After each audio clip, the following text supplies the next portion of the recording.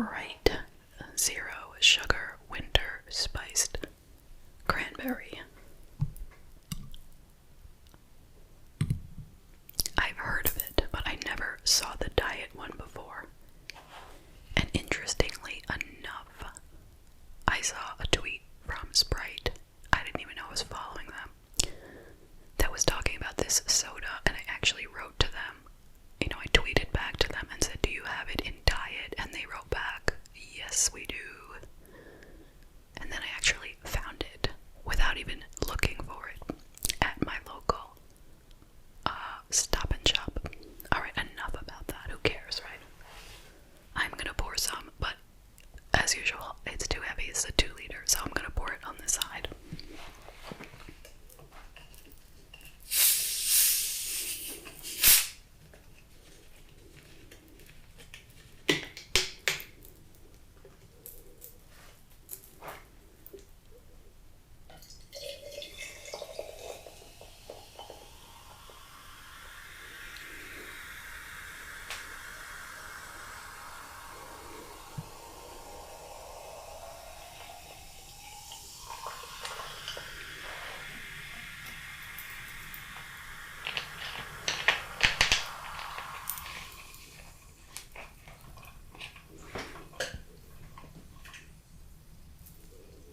Alright, so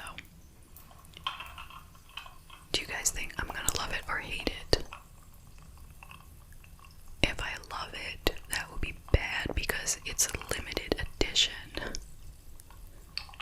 But I'd rather love it than hate it, right? Let me smell it. Doesn't smell like anything in particular, like just like Sprite.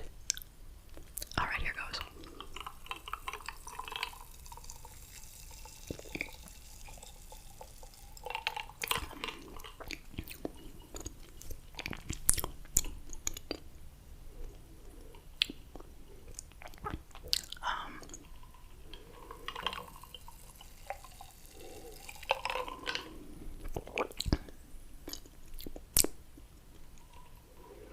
It doesn't taste like much different than Sprite.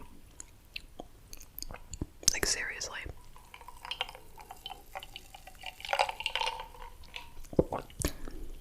If you've ever had this, you know, even in the non-diet one, let me know. I don't know what's going on.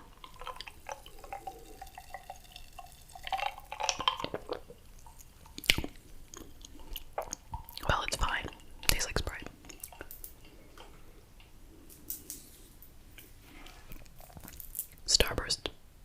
Starburst cup. Yellow to match my shirt. My family says this is green. It's yellow.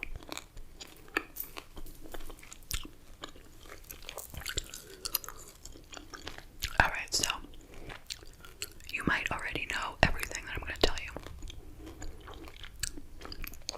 But probably you don't, because I mean, I've done several Q&As over the years, but you know, they were a long time ago. And if you're new, or if you just didn't watch those, then you might not know. And if you already do know, I apologize. So, I was born in 19 something something. I never tell you the exact year because, you know, gotta keep you guessing. But I am from Generation X. And some clues.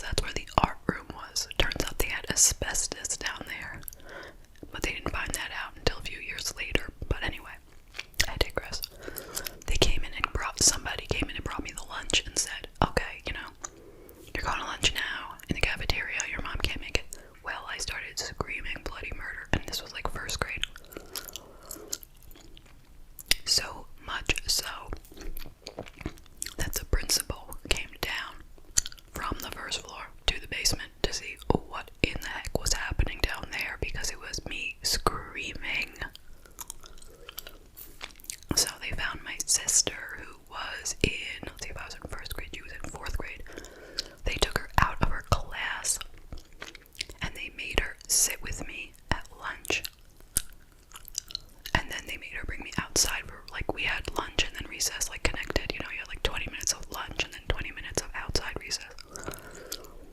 Then she brought me outside and she, like, dumped me off. She's like, that's it, I have to go back to class. She, like, found some girls, like, do you know them here?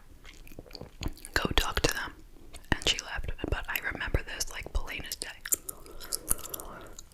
Now, it's not that I didn't have any friends, because I did. Like, I was friends with, like, every girl in the class. But I expected to go home for lunch. So anyway, there's that story. I got over it kind of by second grade, so that's a lucky thing. So, went through school, you know, pretty much okay. Went through high school. High school was actually fun times for me. I know a lot of people talk about high school like it was horrible. I liked high school. I really did. I actually looked forward to going every day. Probably because there was usually some boy that I liked. Like a different one at various times, and I was excited to go see him, maybe talk to him or whatever, like, so that was my thing. And I worked really hard on my classes and, you know, got good grades.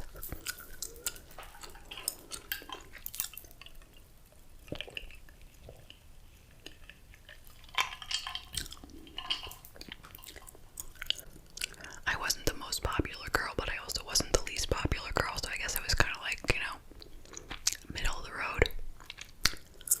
I was not athletic at all, but I wanted to play some kind of sport simply because I wanted to have something to write, you know, for when I applied to college. So I joined the fencing team. You didn't have to try out, anyone could be on the fencing team. And don't think that means that I was some big fencer or really into it. No, I just wanted to have a sport, and I knew that that wouldn't be, you know, too competitive or athletic, so that's that. So I did that for a little bit.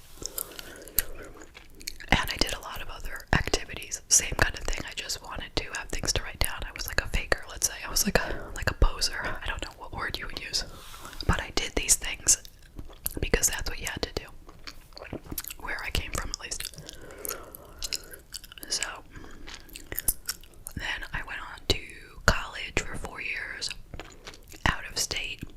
College was not my favorite time, so I guess I'm the opposite of most people.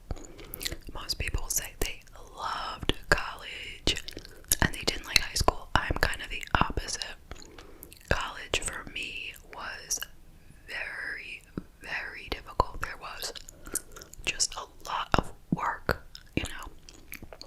For whatever reason, I had so many papers to write, so many exams, and it was challenging. And it was very far away from home. It was like a 6-hour drive north. It was very cold. And after the second year, I started dating the person who would become my husband now. He was from my hometown, so I started dating him in the summer after my second year of college. So we had a long-term relationship, long-distance relationship for my last 2 years of college, which made college even less pleasant, unfortunately.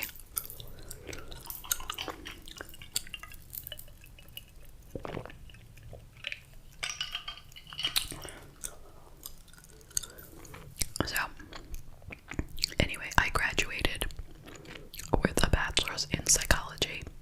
Now let me just tell all of you who would like to get a bachelor's in psychology, if you're, you know, like going into college or something, like, you know, young person, don't do it because, well, do it if you want to. It doesn't lead to any particular job. Getting a bachelor's in psychology will not allow you to do anything in the field, really. So, and I knew that. I was planning on, you know, going further. But by the time I finished, I was like, that's it. I am done. No, I'm not going. No more school. Let me see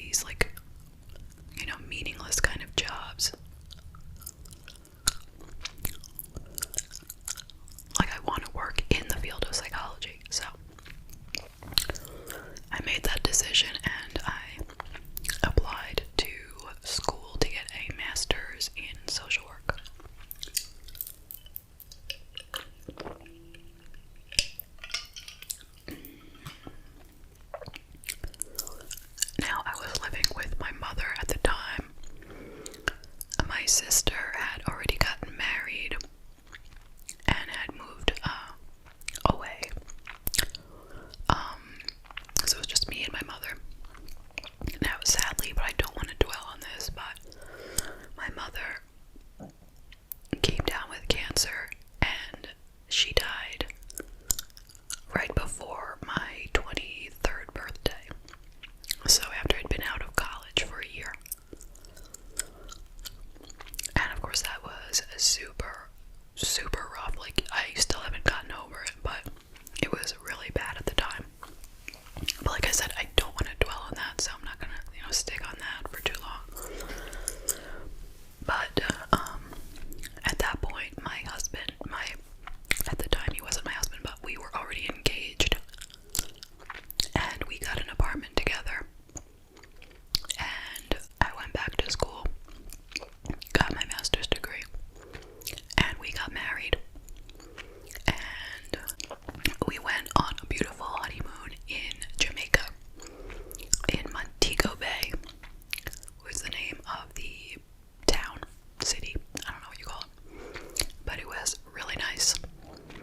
And I remember we booked the trip through a travel agent, which is something that nobody uses anymore, right? Does anyone use a travel agent? But at the time, that's what you did. And it was actually good because, you go there, you tell them what you want, you tell them how much you want to spend, and they figure everything out for you. And they also know, like, they've been to all these places, so you're not going to wind up on some mystery vacation, you know what I mean? So, yeah, and he said to us, okay, based on what we could spend, he called it the Chevy of vacations. This is the Chevy of vacations. Do Chevys still exist? I don't know. But anyway, he was saying it like, not like bad, but like, moderate, you know what I mean? And I don't know why, but I can remember that it cost $3,500. I have no idea how I remember that, okay? That's a lot of money for the two of us a long time ago. But that's how much it was. It was all inclusive. All your food, all your drinks, all your water sports. It was sandals, if you've heard of sandals. So anyway,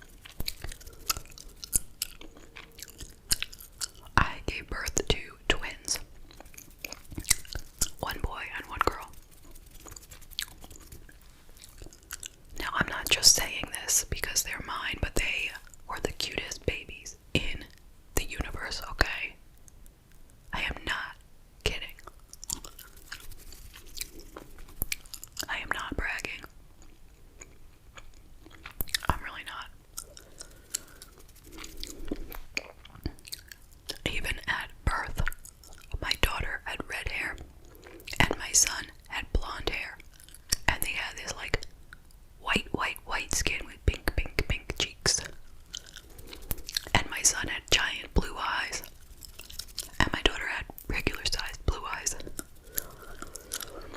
And she was 5 pounds 4 ounces, and he was 7 pounds 3 ounces. And the nursing staff loved them. I didn't like, you know how when they take them out of your room, they bring them to the nursery. I don't know if this is right to do, but instead of bringing them to the nursery, they brought them to like the nurse's station and like looked at them and played with them and stuff. However much you could play with a newborn, but how weird is that?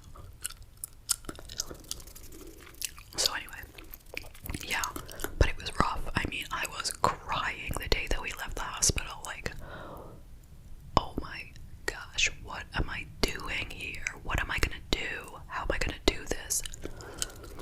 Because I didn't know how to take care of babies, and here I had 2 of them, and I couldn't get them dressed. Like, my husband, came up that morning, and, he was in the room at first, and he says, okay, I'm gonna go get the car, okay, and bring it up front, because they have like a parking lot, and he's gonna bring the car up front, so that I could come out with the babies, They would wheel me out in the wheelchair, that's how they do it.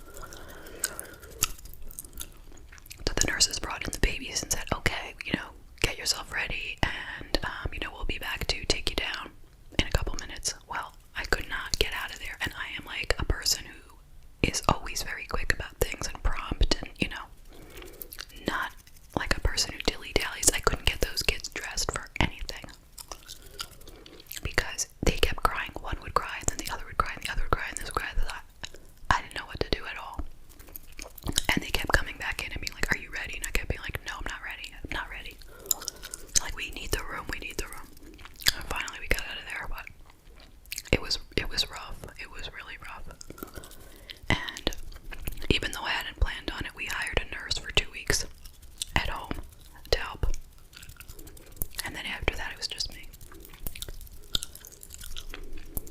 So, yeah.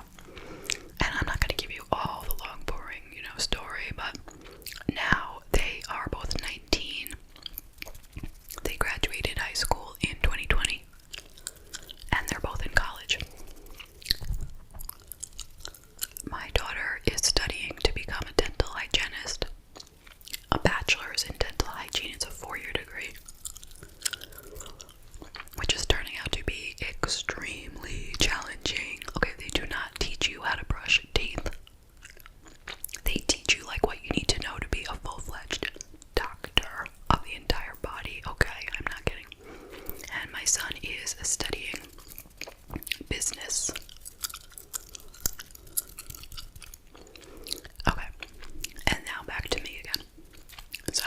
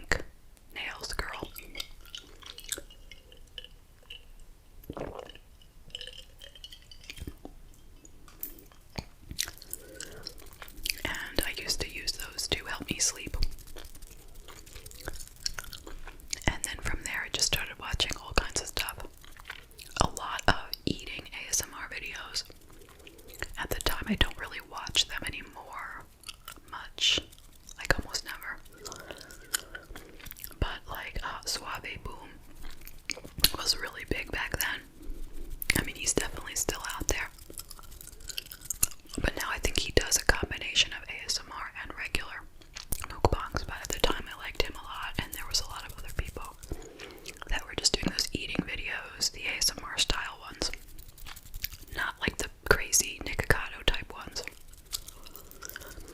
And I enjoyed those because I love food, so I like to watch someone eat food and talk about it. So yeah, I decided I'd make my own channel after trying it, like experimenting on my own, like just making little videos on my phone. Then I said, why don't I just go ahead and upload it to YouTube? And I can always just take it down if I'm unhappy with it. And that's how I got started. And yeah, the rest of it is history. So now, what kind of videos do I like to watch? I like to watch gum chewing, but not just gum chewing. It needs to be gum chewing with whispering. So I don't like a video where someone is just sitting there chewing gum and blowing bubbles or something. Like, that's not enough for me. I need more, you know. I love story times. And those I don't use to fall asleep, at least not the first time, because I want to listen to the story. But once I know it, then I might use the video for sleep.